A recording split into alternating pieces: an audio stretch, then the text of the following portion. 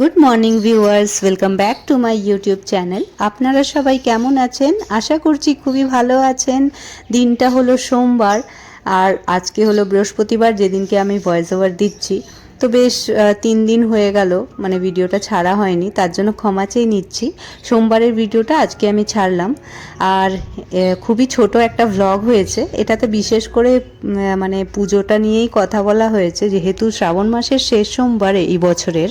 তো সেই কারণে আমি ভাবলাম যে এটা একটু শেয়ার করা যাক, যেহেতু উপোস ছিলাম সেই দিনকে। তো এখন দেখছেন আমি ঘরে পুজো দিচ্ছি। তো অনেক সকালেই আজকে উঠেছি, উঠে আমি প্রথমে তো ঘর দুয়ার ঝাড় মোছ করলাম, কারণ কি বাসি ঘরে পুজো দেওয়া উচিত নয়, আর অবশ্যই মোছাও দরকার, কারণ আর ঘর না মুছলে না অনেক পোকামাকড় মেঝেতে হেঁটে হেঁটে বেড়ায়, একদম ভালো লাগে না, ঘৃণা লাগে আমার। ওই কারণে আমি ফিনাইল জল দিয়ে ভালো করে ঘরটাও মুছেও নিলাম, দুয়ারে জল দিলাম, সবই মোটামুটি হয়ে গেল। আর স্নান ফ্নান সব সেরে নিয়ে এখন আমি ঘরের পুজোটা সেরে নিচ্ছি। আর আমার হাজব্যান্ডের জন্য সেদ্ধ ভাত করেছি।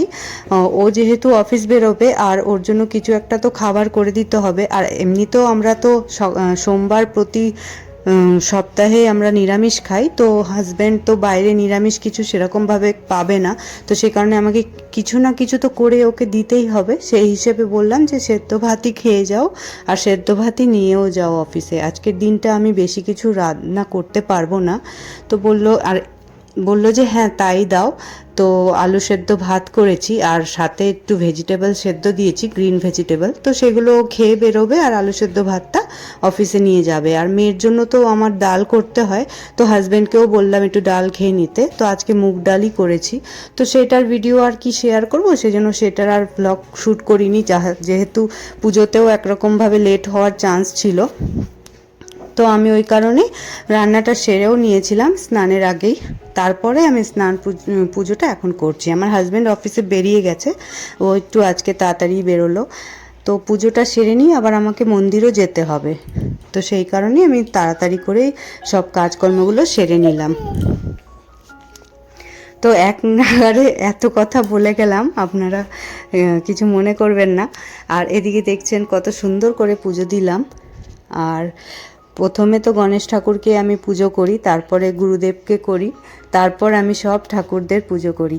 তো এইভাবেই আমি পুজো করি, যেহেতু গণেশ ঠাকুর প্রথম পূজ্য, সেই কারণে আমার মনে হয় কি যে সবার আগে ওনার পুজোটাই করা উচিত, আর তারপর সব ঠাকুরকে পুজো করা উচিত। তো সেই হিসেবে আর গুরুদেবকে অবশ্যই প্রথমে স্মরণ করা উচিত, সেই কারণে সব ঠাকুর পুজোর আগে আমি গুরুদেবকেও পুজো করে নিই।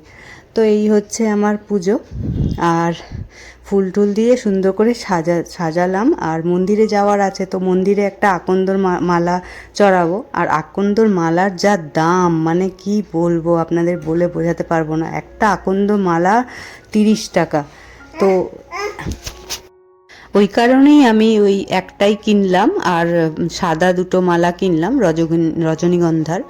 তো ওই আকন্দ মালাটা ভাবলাম যে মন্দিরে যখন যাব তখন ওটা চড়াবো ঠাকুরকে, আর ঘরে যেই ঠাকুর রয়েছে ওনাকে আমি রজনীগন্ধার মালাটাই পরিয়ে দেব। তো এইভাবে আমি করলাম পুজোটা। আর এখন আরতি করে নিচ্ছি ঠাকুরের।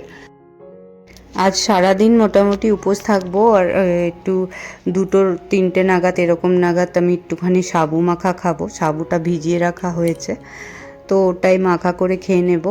আর এছাড়া আমি আর কিছু খাবো না। যদি খিদে পায় তাহলে ওই আপেল কেটে খেয়ে নেব একটু, কারণ ফল ছাড়া আর কিছু খাবো না। আর এমনি চা খাচ্ছি, বিস্কিট ছাড়া চা খাই। ওই উপোস করলে বিস্কিটটা খাই না। তো সেই প্ল্যানেই রয়েছি এখন। আর এর আগে যেই সোমবারগুলোয় উপোস ছিলাম, সেই সোমবারগুলোয় মেয়েকে আমি, মানে আমার মেয়ে ন্যান্সিকে আমি মন্দিরে নিয়ে গেছিলাম, কিন্তু আজকে আমি ওকে ভাবছি মন্দিরে নিয়ে যাব না, ওকে ঘরেই রেখে যাব। কারণ এই আজকে বেশ রোদ দিয়েছে, আর এত রোদ্দুরে ওকে নিয়ে যাওয়া, তারপর আজকে গরমটাও পড়েছে ভালোই। তো ভাবলাম যে না থাক, আজকে ওকে রেখে যাই। আর এমনিও কি বলুন তো, আমার তো জাস্ট পুজো দিয়ে চলে আসবো। আর এর আগের তো 2 সোমবারে ওকে নিয়ে গেছিলাম, সেই জন্য আজকের দিনটা স্কিপ করলাম। তো আমি একাই এসছি মন্দিরে, সেই কারণে বেশি একটা ভ্লগ করতে পারিনি। পুজো দেওয়ার পর একটু জাস্ট বাইরে থেকেই ভিডিওটা করে নিচ্ছি। পুজো আমার অলরেডি হয়ে গেছে, তো ঠাকুর প্রণাম করলাম, সব ঠাকুরকে একটু করে প্রণাম করে নিলাম, ফুল চড়ালাম। আর এদিকে মহাদেবকে তো অভিষেক করলাম দুধ পঞ্চামৃত দিয়ে।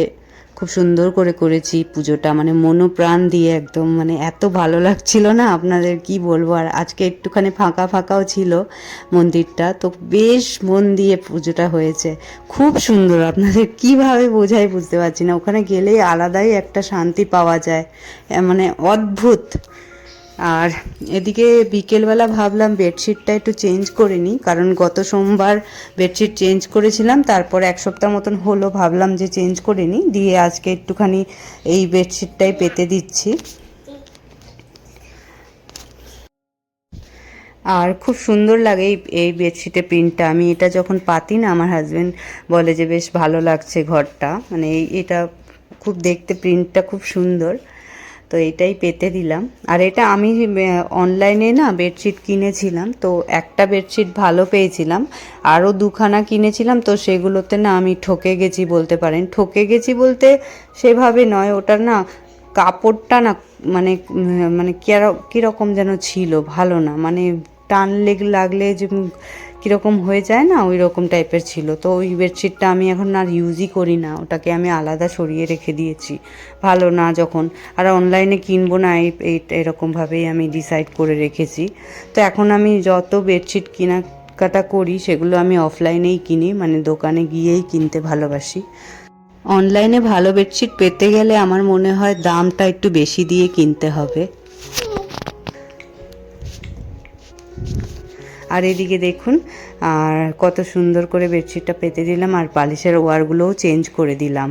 তো আজ বন্ধুরা এই অবধি থাক, আবার দেখা হবে নেক্সট ব্লগে। ভালো থাকবেন, সুস্থ থাকবেন, take care of your selves.